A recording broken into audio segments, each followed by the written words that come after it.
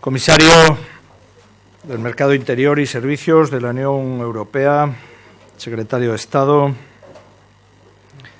Rector, Vicepresidente del Patronato, Director del Instituto de Estudios Europeos, Profesor Maillo, profesores, queridos estudiantes, damos comienzo a este acto que envuelve la conferencia que nos va a dar el comisario de la Unión Europea, comisario de Mercado Interior y Servicios.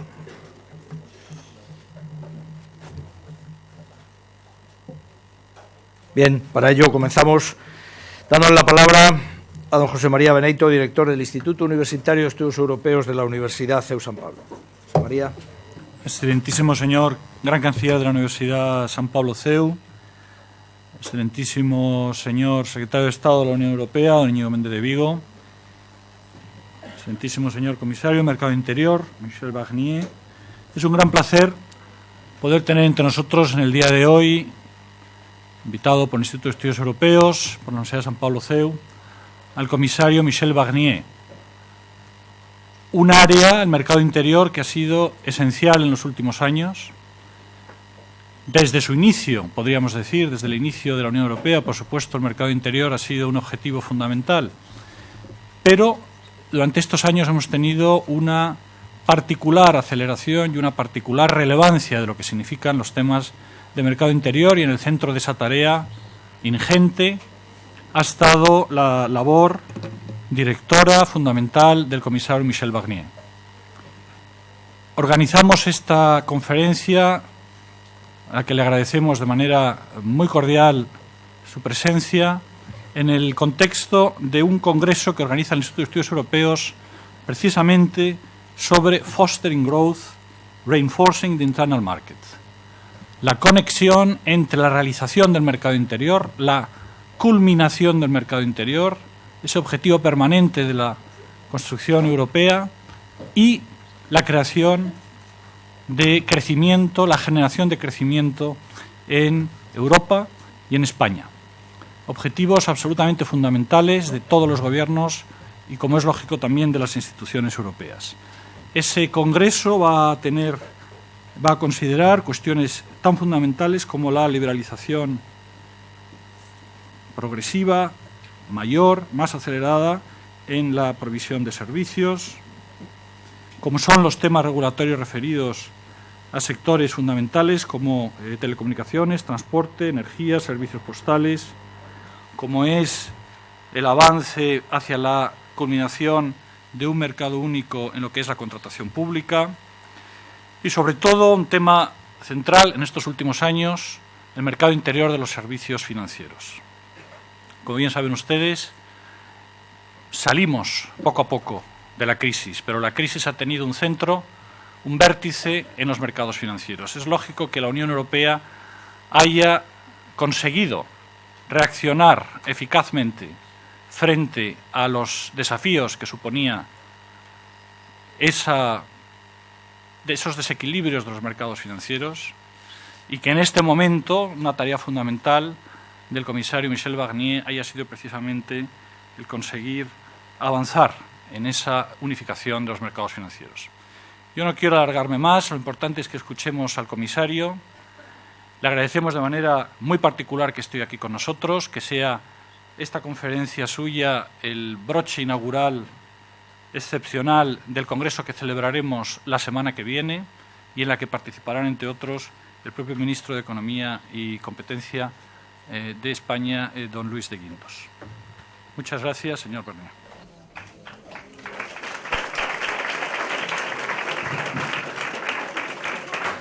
Muchas gracias, profesor Beneito. A continuación tiene la palabra el secretario de Estado para la Unión Europea, don Íñigo Méndez de Vigo. Señor Canciller, amigos y amigas, buenos días. Siempre es un honor y un placer presentar a una personalidad tan destacada como Michel Barnier, que además es un amigo. Cuando pienso en Michel, tengo siempre el recuerdo de su país, de Francia, donde yo pasé muchas vacaciones de niño aprendiendo la lengua de Baudelaire y de Rimbaud, y donde aprendí también el amor por la libertad, por la democracia, por el respeto a los derechos humanos y, sobre todo, la pasión por la construcción de Europa. Esa idea, esa pasión por construir Europa está muy en las ideas francesas. Ya Víctor Hugo, en un famoso discurso al Congreso de la Paz en 1849, tiene un magnífico discurso sobre los Estados Unidos de Europa. Yo creo que es el primero que utiliza esa expresión. Y más adelante es otro francés, Jean Monnet, el que se convierte en el arquitecto espiritual de la reconciliación franco-alemana y del método de integración europeo. Y otro francés, Jacques Delors, fue un gran presidente de la Comisión que dio un gran impulso precisamente a esa tarea de la que se ocupa Michel Barnier en este momento, el mercado interior. Michel Barnier es un digno sucesor de estos eminentes franceses y es una persona que tiene una larga trayectoria política. Larga porque la empezó muy joven. Fue el diputado francés más joven en el año 78. Yo recuerdo un debate de un jovencísimo Michel Barnier con un algo menos joven presidente Giscard d'Estaing en la televisión.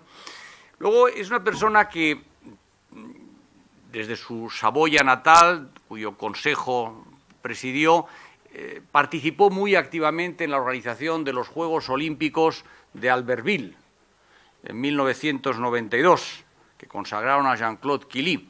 Y eso muestra otra faceta de la vida política y personal de Michel Barnier, que es su interés por la ecología, por la naturaleza. Ha sido ministro para Europa en 1995. Yo recuerdo que le conocí entonces en el Parlamento Europeo cuando vino al grupo del Partido Popular Europeo. Ahí participó en la redacción del Tratado de Ámsterdam. Y en el 99 fue miembro de la comisión de Romano Prodi. Fue comisario de Política Regional y de Cohesión. Y yo doy fe que tuvo una enorme importancia en algo tan fundamental para Europa como cohesionar a los distintos países y territorios, y muy importante para España, que fue un gran beneficiario de los fondos estructurales y de cohesión en ese periodo. Y más adelante, tal era su autoridad política en el seno de la Comisión, que junto con otro gran amigo al que hemos tenido aquí en varias ocasiones, el comisario Antonio Vitorino, representó a la Comisión Europea en la convención que elaboró el Tratado Constitucional. Y sin duda pasaríamos horas recordando aquellos 18 meses en los cuales él estaba representando a la Comisión, yo era el presidente de la acción del Parlamento Europeo, y donde pusimos las bases de muchas de las cosas que hoy están en vigor en Europa, puesto que el Tratado de Lisboa es el trasunto de aquel Tratado Constitucional. Cuando aquel tratado no salió adelante, Michel y yo volvimos a encontrarnos en un grupo que creó Giuliano Amato, el ex primer ministro italiano, precisamente para ver cómo conseguíamos darle la vuelta a la situación, y hoy el Tratado de Lisboa es una realidad. Mientras tanto, le dio tiempo a ser ministro de Asuntos Exteriores de Francia en el año 2004 y ministro de Agricultura y Pesca en el año 2009. Y en el año 2010 volvió otra vez a la Comisión Europea en su actual cartera, comisario del Mercado Interior y de Servicios. La tarea del comisario de Mercado Interior y de Servicios es una tarea enorme. Yo lo sé, porque cuando en los años 90, a principios de los 90, esta casa inició lo que sería la especialidad jurídico-comunitaria, con José Luis Ruiz Navarro, a mí me tocó explicar políticas y explicar mercado interior. Y les puedo asegurar a ustedes que yo tenía que estudiarme todas las noches antes de dar clase la materia, porque era una materia extraordinariamente cambiante. Igual que las instituciones cambian poco, políticas y mercado interior cambiaba mucho. Bueno, pues sí tienen ustedes ante sí al hacedor, al arquitecto de todos esos cambios especialmente importantes precisamente en un momento en el que Europa acaba de salir de la crisis financiera y económica más profunda de la historia. Por lo tanto, eso es lo que les va a contar hoy aquí Michel Barnier. Yo solo quiero congratularme de que haya venido a esta universidad y decirles que tienen ustedes a alguien, porque he leído su currículum, he contado cuáles han sido los avatares de su vida, y habrán pensado ustedes, bueno, ha sido muchas cosas. Mire, ahora que nadie nos escucha y que estamos en familia, yo les voy a pronosticar que no se va a quedar ahí y que va a ser muchas cosas más, porque tiene lo que necesita Europa en estos momentos, una combinación de visión hacia dónde tiene que ir Europa y de ambición y determinación para llevarlo a cabo. Por tanto, es un enorme privilegio, Michel, darte aquí la bienvenida y tienen ustedes la suerte de escuchar, como decía antes, a alguien que está haciendo Europa todos los días. Muchas gracias. Voy a expresarme en mi lengua materna. En primer lugar, quiero expresar mi agradecimiento al señor canciller por su acogida. Me siento muy feliz de venir, creo, por primera vez a la Universidad San Pablo CEU, en su instituto. El señor Marcelino Oreja, al que he visto esta mañana. El primero en haberme hablado ha sido Íñigo Fernández de Vigo, con el que tengo una complicidad y una amistad desde hace mucho tiempo y que siempre se ha mantenido. Íñigo, quiero expresarte mi agradecimiento por la amabilidad de tus declaraciones. Quiero saludar a todos los aquí presentes y en concreto, más allá de los profesores, directores y otras personas, quiero saludar especialmente a todos los estudiantes que se encuentran aquí. Íñigo nos recordaba que había sido el más joven diputado de la Asamblea Nacional Francesa. Era el siglo pasado, era en 1978 y no habían ustedes nacido. Y tengo que decir que cuando uno es el más joven diputado en su país, es un título que se pierde muy rápidamente. En esa época, cuando fui elegido diputado en la Asamblea Nacional Francesa, en mi región de Saboya, Internet no existía, se hablaba muy poco de ecología. El muro de Berlín seguía allí, con la Europa cortada en dos. Y se hablaba muy poco de la globalización. Desde esa época el mundo ha cambiado mucho y cuando uno es un hombre político, como soy yo, el gran desafío es mostrar curiosidad, de mantener la humildad y de permanecer móvil para hacer frente a una evolución que vosotros estáis viviendo y que se va acelerando, el cambio climático, que para mí constituye el mayor desafío, uno de los más graves, de los más profundos, para un país como el vuestro. El hecho de que suban las temperaturas 3-4 puntos antes de que acabe este siglo, que es vuestro siglo, constituye un cambio gigantesco en todas las costumbres relativas al consumo, a la producción. Internet se aplica en el comercio electrónico, en los medios de pago, en la lectura, en la música y en la banca. La globalización, la mundialización que se ha liberado totalmente al mismo tiempo que caía el muro de Berlín, es decir, en un momento en que caía ese mundo dividido en dos, supervisado o dirigido por las dos grandes potencias, Estados Unidos y Unión Soviética. Estamos aquí como responsables políticos, con leyes que podemos hacer, reglamentos, presupuestos, el dinero de los contribuyentes y nuestras convicciones. ¿Qué hacemos con todo esto normalmente cuando uno es un hombre político? Pienso que con todo esto, con las leyes, con los reglamentos, los presupuestos, se tiene que crear progreso. Un progreso colectivo, esa es la política para mí. Por este motivo soy europeo. Al tiempo que me siento profundamente patriota, en mi país, ciudadano de mi país, como vosotros, que tenéis que sentiros orgullosos de vuestras tradiciones y identidades regionales, nacionales. Además de todo eso, uno puede ser europeo. Un comisario europeo no es un supertecnócrata, apátrida. Un comisario europeo es un hombre o una mujer políticos, responsable del interés general europeo. He prestado juramento delante del Tribunal de Justicia en Luxemburgo. He prestado el juramento de ser independiente de los intereses privados, es lo menos que podía hacer, y también independiente de los intereses nacionales, incluidos los de mi país. Estoy con mis compañeros encargado de buscar propuestas y lanzar ideas que están en el centro de gravedad del interés general europeo, que no se resumen en la suma de los intereses nacionales. Soy un hombre político y así reacciono con respecto a los problemas y a los desafíos y a veces a la cólera o a la preocupación de muchos ciudadanos actuales. Me gustaría mencionar algunos puntos de referencia con respecto a nuestra historia reciente.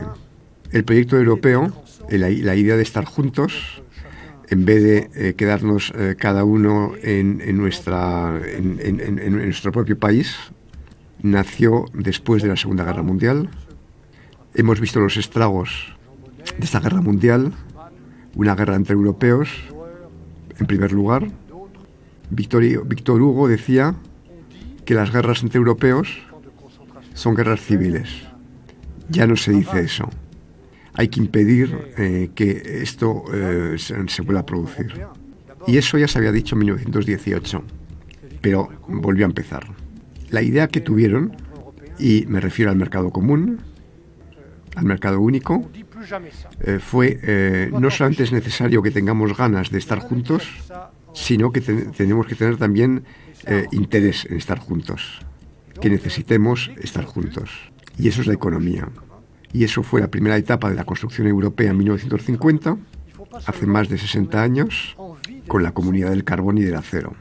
Empezaron por el carbón y el acero, es decir, los dos materiales estratégicos de la potencia de esos países. Y después, de etapa en etapa, el Tratado de Roma, el mercado común, se ha generalizado esta mutualización, luego se implantaron políticas comunes, la política agrícola común, que permitió a Europa ser autosuficiente en materia agrícola en 1950. En 1950 necesitábamos importar gran parte de nuestros alimentos a nivel del continente europeo e incluso teníamos que exportar. La política regional que he tenido el honor de gestionar, Íñigo lo ha recordado con respecto a mi primer mandato como comisario, con Romano Prodi, que acompaña el desarrollo de las regiones españolas, con los fondos estructurales, la política de la competencia, la política del comercio. Se trata de temas donde tenemos interés en estar juntos, en vez de quedarnos cada uno en nuestro país. Naturalmente también la política de protección medioambiental, ya que la contaminación no conoce fronteras. Esta es nuestra herencia. Y en esta situación nos encontramos ahora. Hace 5 años, Europa, esta construcción, se ve alterada, fragilizada, por una sucesión de crisis. Estas crisis las habéis vivido, muchos de vosotros en vuestras familias. Me imagino que han tenido consecuencias o que siguen teniendo consecuencias, ya que hay que entender todo lo que ha ocurrido. Vivíamos durante 15 o 20 años en ese espacio común. 17 países habían creado una moneda única que permitió bajar los tipos de interés globalmente para los países que tenían esa moneda única en común. Por lo tanto, los gobiernos de derechas o de izquierdas han pedido prestado mucho dinero, ya que el dinero no costaba caro. Y eso ha generado un gran endeudamiento de una manera silenciosa, aunque algunos economistas ya habían dado la alarma. Al mismo tiempo teníamos esta moneda única, pero no se había creado el gobierno de la zona euro, a pesar de las recomendaciones del presidente de la Comisión en aquella época, Jacques Delors, que decía: no pueden tener una moneda única, una unión monetaria y una desunión económica. una sola moneda y 17 políticas fiscales y presupuestarias, yuxtapuestas y a veces en competencia. Nos encontramos en esta situación hace 5 años, en el 2008. Y en el 2008 ocurre en Estados Unidos algo que se tenía que haber previsto, el colapso del Banco Brothers, un banco de inversión que quiebra, y de repente aparece la realidad, de esta globalización del mercado financiero, que se había generalizado, que había explotado, estallado, desde la ruptura del muro de Berlín en los años 90. Ha habido una explosión del mercado financiero que han acompañado y precedido este mercado del crecimiento, que ha multiplicado los intercambios, pero que se han desarrollado sin ningún marco ni reglas de gobierno y de supervisión. Todo estaba permitido y que han creído que todo y que se creía que todo estaba permitido. Banqueros que cobraban bonos increíbles, escandalosos, que superaba 50 o 60 veces sus ingresos principales. Cuantos más riesgos asumían, más bonos se creaban. Y al final el pato lo pagaba el contribuyente, como consecuencia de estos errores y de estos riesgos. No había ninguna supervisión, había una muy mala capitalización, con bancos que prestan en unas proporciones increíbles con respecto a su capital y a sus fondos propios. Esto es lo que estalla ante el mundo en 2008-2009 con Lehman Brothers, la crisis de las subprimes, y como todos estos mercados están interconectados, los mercados mundiales, esta crisis se propaga en Europa y revela la debilidad, a veces la mala gestión, a veces la manipulación por parte de algunos banqueros en nuestro continente, en Europa. Se forman burbujas mal anticipadas en el campo inmobiliario para evitar la explosión. Se presta mucho dinero en el sector bancario. 14% del PIB europeo ha sido destinado a rescatar el sector financiero europeo. Creo que se ha actuado como se debía, porque si no las consecuencias hubieran sido una cascada de quiebras, una sucesión de quiebras, con pérdidas mucho más graves para las empresas y los ahorradores. Y eso ha costado el 14% del PIB europeo. Eso no hay que olvidarlo. Y yo no tengo la memoria corta.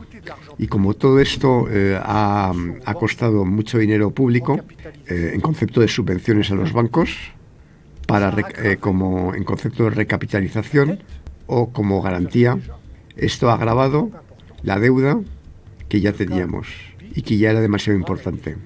El caso más típico el más grave fue el de Grecia, donde gobiernos de izquierda y derecha se han endeudado sin preocuparse por quienes se iban a devolver el dinero. Señoras y señores, queridos amigos, las deudas que tenemos ahora representan impuestos para vosotros, para vuestra generación. Esto está clarísimo. Y yo pienso que no se tiene derecho, si uno es responsable, uno no tiene derecho a endeudar, crear déficit hoy sin preocuparse por las generaciones venideras. Y la tercera crisis, o la tercera gran debilidad que estas grandes crisis han revelado, la ausencia de reglas, la ausencia de moral en el sector financiero, el endeudamiento excesivo, insoportable en muchos países, es cierto también en el caso de vuestro país, para Francia e Italia, la Grecia, por supuesto. La tercera crisis, la tercera debilidad, es lo que Jacques Delors había identificado, el hecho de que Europa, la propia Europa, la zona euro, tiene una debilidad en su gobierno. Nos ha creado un gobierno de la economía europea al mismo tiempo que se creaba una moneda única. Tal vez no había suficiente valentía, no existía una voluntad política suficiente, pero es una debilidad, un fallo que esta crisis ha revelado. Lo que quiero decir es que estamos corrigiendo, hemos sacado lecciones, hemos aprendido. Esto lleva su tiempo, porque el tiempo de la democracia es mucho más largo que el tiempo de los mercados. Cuando hago una propuesta de regla para las finanzas, se necesitan 2 o 3 años para que sean adoptadas por el Parlamento Europeo y por el Consejo de Ministros y por el Consejo de Ministros de Economía. Un promedio de 2 o 3 años entre mi propuesta y la adopción del texto. Está muy claro que los mercados financieros van mucho más rápido, pero esto es lo que hacemos. Por lo tanto, en un documento que está en Internet, podéis mirar, si estudiáis las cuestiones europeas, como lo deseo, ya que estáis estudiando una carrera europea. Si queréis hacer prácticas en la comisión, mirad el Blogbook, a lo mejor algunos ya lo han hecho. El Blogbook es el sistema de prácticas en la comisión. Tenemos 600 personas que hacen prácticas cada semestre, que están pagados bastante bien. Yo tengo una persona que hace prácticas en mi gabinete, y tengo 30 o 40 en mis servicios. Mirad el Blogbook en la web de la comisión. He hecho 28 leyes de regulación desde ningún mercado, ningún producto, ningún sector carecen de una reglamentación, de una supervisión pública, ninguno. Ese ha sido mi trabajo, es mi papel, es la hoja de ruta del G20 y lo hacemos. Todo no está operativo. Las leyes han alcanzado su madurez en este momento y serán efectivas el año que viene, y ese trabajo no está acabado, pero iremos hasta el final. Aunque oiga por parte de algunos banqueros, de algunos fondos de pensiones, de algunos actores, que ellos tienen la memoria corta, que todos ellos quieren volver a la situación anterior. Pero esto no puede convertirse en un negocio. Los contribuyentes no pueden permitírselo. Y los ciudadanos no nos lo permiten. Y tienen razón. ¿Por qué es importante? Porque no se puede construir un progreso económico, no se pueden construir intercambios sobre arena, sobre fundamentos que no tienen consistencia, sobre algo inestable o volátil. Antes de ayer he presentado, en nombre de la Comisión Europea, una de estas leyes que está aquí, sobre la regulación de lo que llamamos las benchmark, los índices de referencia. El Euribor, ¿sí?, que son los índices financieros, interbancarios, o en el campo de las materias primas, energía, petróleo, y que sirven para las inversiones. En España, 18 millones de préstamos hipotecarios de particulares se están establecidos en función de estos índices. Y nos hemos dado cuenta que los banqueros manipulaban antes de la crisis, en 2005-2006, entre ellos en espacios cerrados, manipulaban las cifras para amañar los índices y favorecer beneficios a corto plazo para ellos. Pero eso es escandaloso. Esa gente tiene que ir a la cárcel, porque eso tiene consecuencias para todo el mundo. Y por eso presenté una regulación de esos índices para que hubiera una supervisión pública, una obligación de transparencia, y que las cifras, los datos, las cifras sean reales. Los fundamentos del trabajo, de los intercambios, del comercio, de las inversiones, de la innovación, tienen que ser bases o fundamentos sanos y sólidas. Es la condición, tanto en España como en Europa, en toda Europa. Y ese trabajo que hacemos, y los americanos también están haciendo un trabajo paralelo. Y estamos intentando que por las dos partes haya una interoperatividad y que haya niveles de reglamentación prácticamente idénticos por ambas partes del Atlántico. Y en este marco se inserta el proyecto de la Unión Bancaria, del que habéis oído hablar. La Unión Bancaria, ¿qué es la Unión Bancaria? Las mismas reglas para todos los países europeos, los 28 países europeos, para todos los bancos, todos los seguros, todos los mercados, y para los bancos, todos los bancos las mismas reglas en los 28 países del mercado único, pero en la zona euro, donde tenemos más vínculos de solidaridad, de riesgos sistémicos también, a causa del euro, el vínculo muy fuerte entre los bancos y la deuda soberana, de la que os he hablado, para limitar los riesgos, para que haya más estabilidad.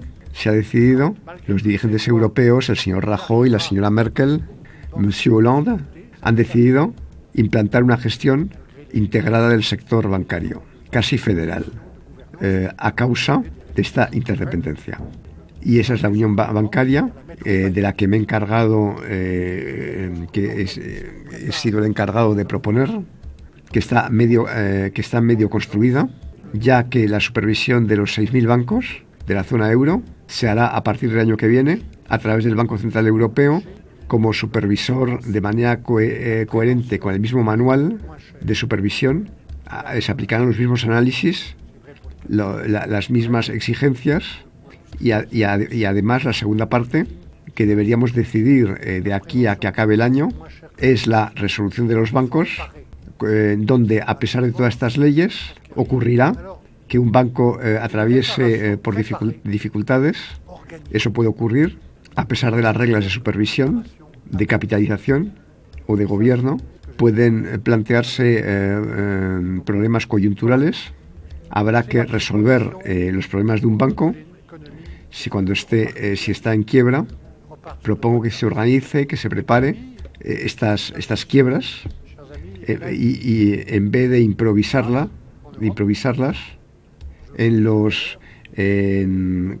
con medidas urgentes y cuando uno está entre la espada y la pared. Desde hace 50 años o incluso 60 años hemos decidido suprimir las barreras, las competencias,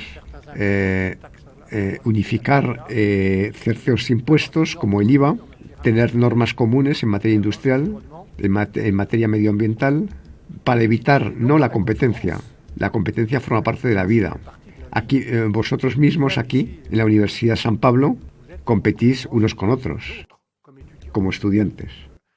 En la calle, los comerciantes compiten. Pero la competencia tiene que ser leal y no desleal. Y por lo tanto, intentamos crear un espacio hoy de 500 millones de ciudadanos y de 22 millones de empresas que trabajen en una competencia leal, que trabajen en sinergia. Y esto es el mercado único, es la base. No es toda la economía, todo el crecimiento, pero es la base. Y si esta base, como lo decía, pues está agrietado, porque, digamos, para el impuesto sobre sociedades, por ejemplo, que pagan las empresas españoles, hay 28 bases distintas para la imposición de sociedades en los distintos países. Cada país tiene su propio nivel.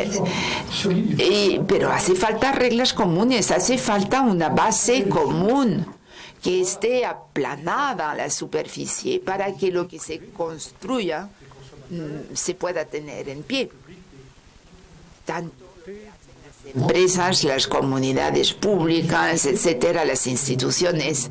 Y entonces, para conseguir esto, junto con mis colegas, con más comisarios europeos, hemos procurado buscar dónde estaban las grietas, cómo se podían suprimir para crear un ecosistema más favorable, tanto para el business como para los consumidores. Y Íñigo, es lo que está haciendo el gobierno del que formas parte en cuanto al mercado español para profesiones, mercado único numérico, digitalizado, mercado del trabajo, para conseguir una homogeneidad del mercado económico español. Y lo mismo tenemos que hacer a nivel europeo, y es lo que intento hacer.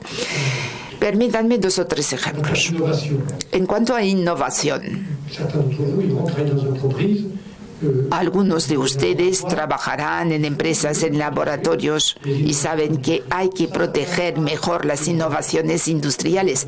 Y esto pasa por las patentes. No hay una patente europea.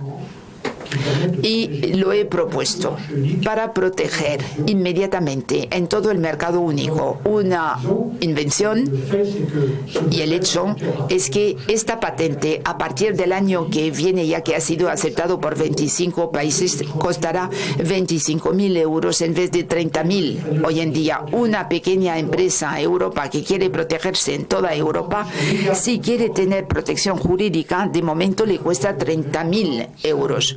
La próxima vez será 25. Y en Estados Unidos incluso cuesta solo 3.000. Y esto es una propuesta. También he propuesto simplificar las reglas para los contratos públicos. De momento las reglas son demasiado pesadas, burocráticas. Pesan demasiado para la pequeña empresa. Y hay una ley que va a reducir lo que puede exigir la administración para que las pequeñas empresas puedan presentarse en las licitaciones. El mercado único. Hay un diputado español que está trabajando mucho, que es muy activo sobre el tema del comercio electrónico, porque esto cae por su peso. Un abono que hacen en España, pues es lógico que con su iPad pueda escuchar música tanto en Bélgica como si viaja por Francia o Alemania, y todavía no es posible. Entonces hemos propuesto dar una mayor seguridad a la firma electrónica para toda Europa, para evitar esta fractura debida a lo digital y para que todos los contratos públicos puedan ser digitalizados. Si se digitalizan todos los pedidos públicos, los contratos públicos de las entidades públicas, a cualquier nivel que sea, si se suprime el papel, pues en toda Europa se va a ahorrar 80.000 millones de euros. Y en 4 años nos hemos propuesto que todos los contratos públicos sean digitalizados. Estos son unos pocos ejemplos de cosas concretas que hacemos, y todo esto pues nada tiene que ver con grandes discursos, son cosas muy concretas, a veces muy técnicas, para suprimir los bloqueos, los obstáculos al mercado único. Bueno, en algún momento que tengo que terminar, entonces ahí se puede uno preguntar, ¿por qué estamos haciendo todo esto? ¿Por qué les estamos pidiendo tantos esfuerzos? Y lo que vayan a hacer cuando salgan de la universidad tienen que ser cosas con sentido. Todo esto pues lo hacemos para preservar un modelo económico y social que es distinto al que pueden tener en China, en Estados Unidos. Sistema de protección social, seguridad alimentaria, servicio público, aunque las cosas estén cambiando. Y nosotros tenemos un modelo distinto de los demás y queremos mantenerlo. Y todo esto lo hacemos para disponer de una base crítica y ningún país aisladamente puede pretender tenerlo. Estaba mostrando este cuadro que se debe al trabajo del señor Cameron. Cada 10 años, los 10 países más importantes económicamente en el mundo, en función de su peso nacional. De momento, hay 4 países europeos entre los 10 más potentes: Alemania, Reino Unido, Francia e Italia. 4 de 28. ¿Y qué ocurre cada 10 años? Pues resulta eliminado uno de los países. ¿Y qué pasará en el 2050? Pues en el G8, los 8 países más importantes del mundo, ya no queda ningún país europeo. Hay 2. Aún no seguro, pero en los 8 primeros ya no queda ningún país europeo en el 2050. Y esto es lo que puede ocurrir si no estamos juntos, si no reforzamos el mercado único, si no nos lanzamos a la conquista de nuevos mercados en el exterior, si no se apoya la investigación y desarrollo en la universidad. Y yo no quiero que esto se convierta en una realidad. No hay fatalidad y no pueden ser fatalistas. Y yo no lo puedo ser tampoco como hombre política. Tenemos que impedir que se convierta en realidad este cuadro tan desanimador. Y más allá de la economía está la política.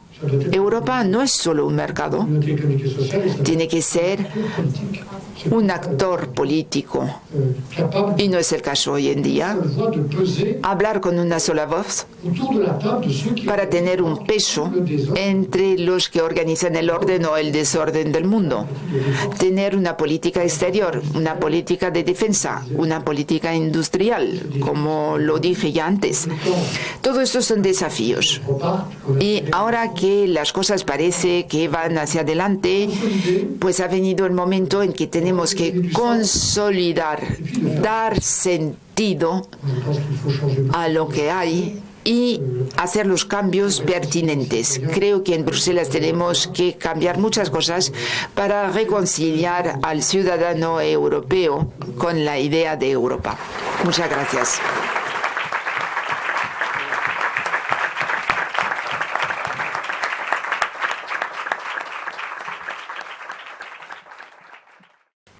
Muchas gracias, comisario.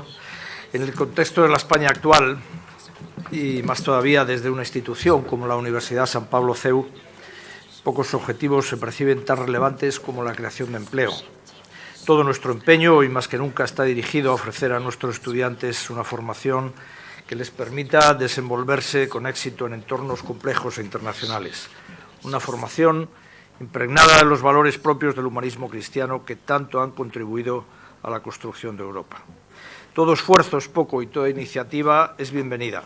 Desde las instituciones europeas y desde España, autoridades públicas, empresas y sociedad civil, la creación de empleo como eje vertebrador e integrador de nuestra sociedad es uno de nuestros grandes retos. Todas las reformas que conduzcan al fortalecimiento de la unidad del mercado europeo y, por supuesto, también del mercado español, son una extraordinaria oportunidad para aumentar la competitividad y generar nuevos puestos de trabajo. Reflexionar sobre estas mejoras, impulsarlas y divulgarlas consiste una tarea de valor incuestionable. Para ello, esta universidad, a través del Instituto Universitario de Estudios Europeos, ha querido contribuir con la organización de la ponencia que acaba de pronunciar el comisario Barnier. Sin duda, el mejor pórtico con el que podíamos introducir la conferencia internacional que tendrá lugar los días 28 y 29 de octubre. Termino agradeciendo nuevamente al comisario Barnier y al secretario de Estado, Méndez de Vigo, su presencia y sus palabras, con el deseo de construir entre todos una Europa más unida, más integrada y más libre. Muchas gracias. Que Dios bendiga.